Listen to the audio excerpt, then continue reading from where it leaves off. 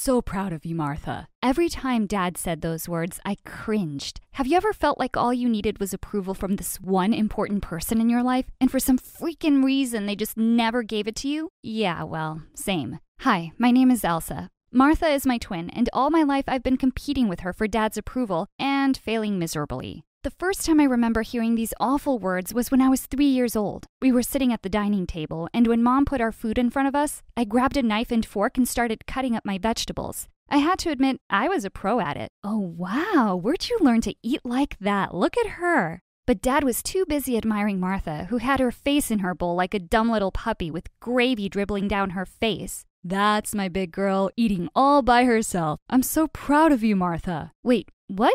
You call that eating? I picked up my love of books from Dad, and by the time I was 4, I could read fluently. After finishing everything at home, I begged Mom to take me to the public library one day, and I was like a kid in a candy store. One night when Dad came to our room to read to us, I whipped out the 7th Harry Potter book from under the bed. "Daddy, let's read this. I can't wait to see how it ends." You've read all the Harry Potter books? Yes, and they're so amazing. I love... Just then, Martha took out a book from under her pillow and nearly hit me in the face with it. "Daddy, please read this to me. I couldn't read all the words, and her book sounds stupid." "It's not stupid. Goldilocks and the Three Bears is stupid. What are you, 2 years old?" "No, I'm like 4, you idiot." "Then why do you want to read books for babies?" "Because we are babies." "I'm not, but you're a big crybaby." That's enough, Elsa. Martha, honey, tell me where you got stuck. I'll read it to you. And I'm still very proud of you. It was always the same. We'd learn everything together, and she got all the praise even if I was 5 steps ahead of her. I didn't mind it too much at first. I'd read in a book that parents can be like that sometimes, showering the dumb kid with extra praise to encourage them. But then something happened that really made me lose my temper for the first time.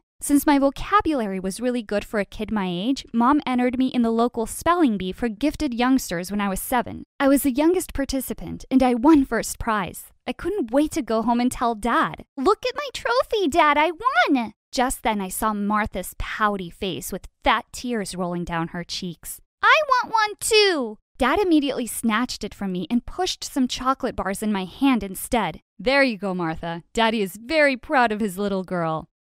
Hello? What for? And what about me? I just stared at him for a minute. Then I rushed off to my room, slammed the door as hard as I could, and threw the bars in the trash. 10 minutes later, I took them out and ate them while sulking on my bed. I just didn't get it. Why was it so hard for him to say that he was proud of me, too? Later that night, I snuck into the kitchen and sprinkled salt on his oatmeal. And I felt so happy the next morning when he took a big spoonful and spat it all out. Dad would sometimes take me and Martha to his office because he said we'd be running the company one day. Once when we were heading out, Martha said she wasn't feeling well and she stayed back. I felt really happy secretly. I'd get to have Dad all to myself. Dad had a board meeting and told me to sit quietly in a corner. His boss did not look happy with everyone. "Guys, our data is indicating that sales have gone down this past quarter. We need to come up with something new, something exciting." As everyone looked at each other blankly, I had a great idea, so I raised my hand. "What is it, kid?"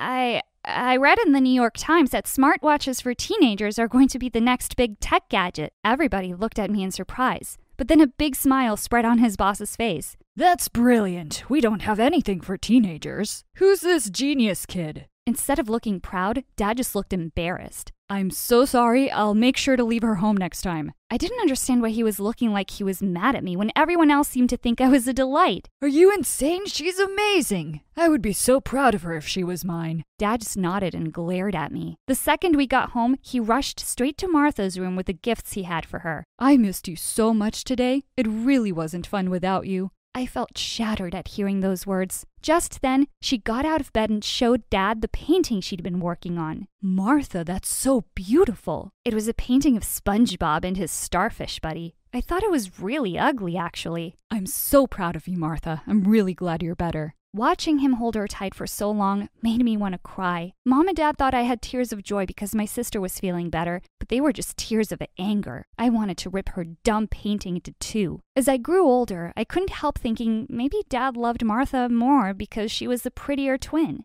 Everyone thought she looked like an angel with her blonde hair and blue eyes. All the boys in school would be asking me to introduce them to her. Geez, the girl could have her own TV show. Everybody loves Martha. It wasn't until the 8th grade that someone finally noticed me. It was our science teacher, Mr. Martin. He saw that I was always done with my work early, and he started giving me more advanced physics books to read. One day, when he asked me about what new thing I'd learned, I told him I just loved quantum physics. Mr. Martin took his glasses off as he looked at me in surprise. Are you saying you actually understand those concepts, Elsa? Yeah, I think so. Next thing I knew, Mr. Martin had taken me to the principal and asked if I could be allowed to take advanced level maths and physics tests. And it turned out I did really well in all of them. The next day, my parents were called in and the principal beamed at them. You must be so proud of your daughter. Yes, we are very proud of Martha. No, I'm here to talk to you about Elsa. She's quite the little genius. We want to bump her up a few grades.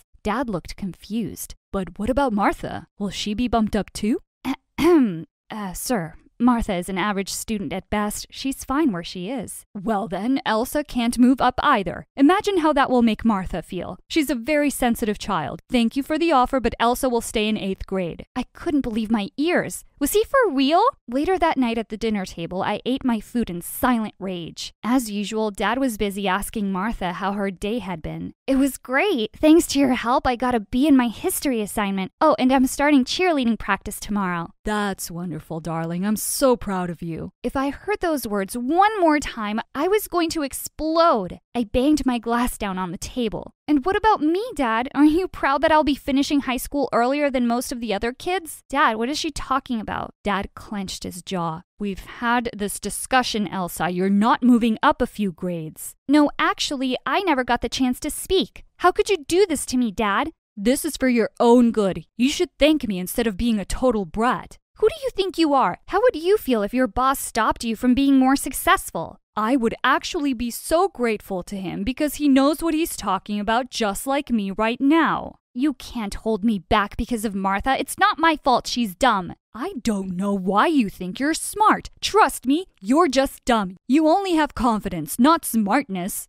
No, I'm smart. Martha is a dumb one. Do you hear me? I regretted the words as soon as they were out of my mouth. Martha looked hurt for a second. Then her face turned vicious. It would be much better for my popularity if my nerdy twin sister wasn't in the same class. No one even likes you. Why do you think they don't like me? Because you're a weirdo? Not true. It's because you kept telling them nasty things about me. You think I don't know? Do you care about how that makes me feel? What about you, Dad? Are you happy about this? Martha is just joking around. You don't have to make a big deal out of it. You're a monster. And so is Martha. Like daddy, like daughter. Mom pushed back her chair and stood up. Enough, all of you. I think it would be better for you two to be apart, so Elsa will be changing her grade, and no one is dumb or a weirdo. And then she turned to Dad angrily. I can't believe you. You're so selfish. Selfish? Why? Because I want the best for your kids? For my kids? Or just for Martha? You think I don't see? You stopped seeing a long time ago. But I can see your pity from a mile away. And with that, she left. I looked at Dad, but he just flung his napkin down on the table and walked away. I didn't care anymore. I wasn't going to wait around for him to say those words to me. I was bumped up to 9th grade and finished high school 2 years before Martha. We never had much in common, but in the past couple of years, we'd really grown apart. She wasn't doing well at school and was always more interested in going to parties and hanging out with boys. But Dad was as blind to her faults as ever. Look what's arrived in the mail, Mom! I just received my college acceptance letter to MIT on full scholarship.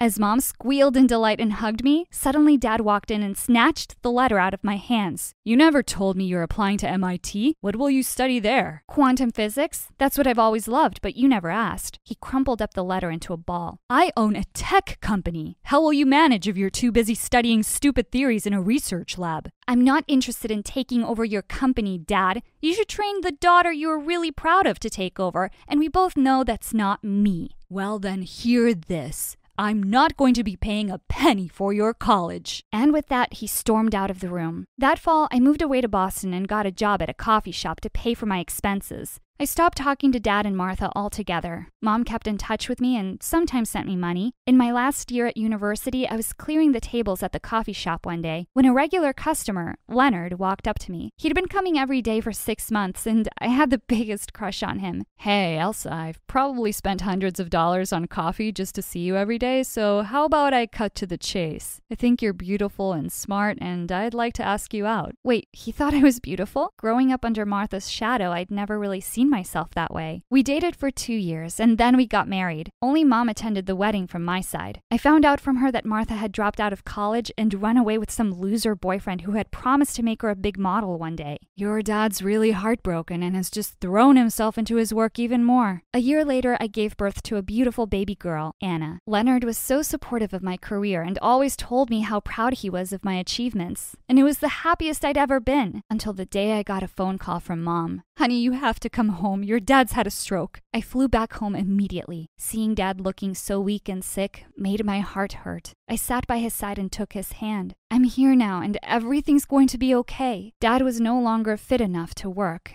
and I knew what I had to do. I left my dream job and moved back home with my family, and Leonard and I took over the company's operations. One day, I was looking all over for Anna when I found her on Dad's bed, reading out loud to him. I saw that he had tears in his eyes. She's just a little genius like you. Do you remember how smart you were? Do you remember that, Dad? He took my hand and drew me close. I'm sorry that I wasn't a good dad to you. I just always felt Martha needed my love and attention more. I shouldn't have treated you the way I did. I thought I didn't care by now, but my heart soared with joy as he said the words I'd been longing to hear my whole life. I'm so proud of you, Elsa.